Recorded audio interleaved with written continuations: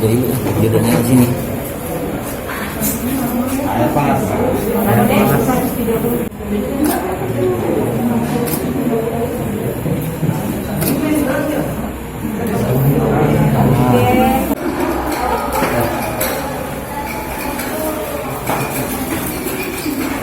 Oh, main dulu ya, tos dulu.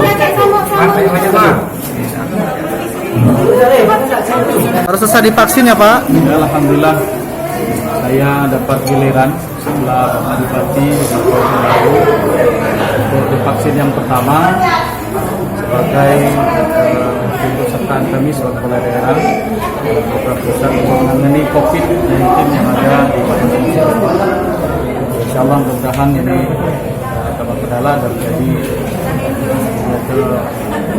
kekuatan agar kami bisa melaksanakan tugas dengan baik tanpa ragu-ragu lagi dengan setelah divaksin. Target Untuk gelombang kedua kita lakukan di 2 lokasi. Yang pertama di Puskesmas Rupit, yang kedua di Rumah Sakit Rupit. Untuk di Puskesmas Rupit ini ada 73 peserta, yaitu dari BPJS sebanyak 7 orang, kemudian 66 orang itu seluruh pejabat di lingkungan Sekda, wakil bupati beserta Sekda, asisten beserta istri, kemudian sopir dan ajudan. Itu yang kita lakukan pada hari ini. Kemudian besok juga masih tetap kita lakukan bertahap dengan anggota DPRD beserta istri, kemudian OPD lain.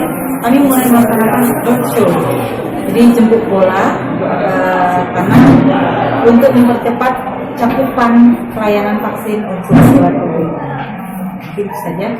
COVID untuk Polri sebanyak 211 orang, kemudian untuk Brimob 30 orang, untuk Polsek dan Ramil Babinsa itu nanti kita laksanakan di wilayah masing-masing, di puskesmas masing-masing. Dengan dimulai dari hari ini kita laksanakan di wilayah kerja puskesmas masing-masing. jadi total berapa untuk gelombang kedua?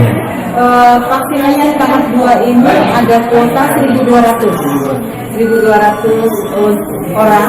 Kemudian kita ada 2 kali penyuntikan, artinya kita dapat 2.400 dosis. Jangan lupa subscribe, share, komen, dan like ya.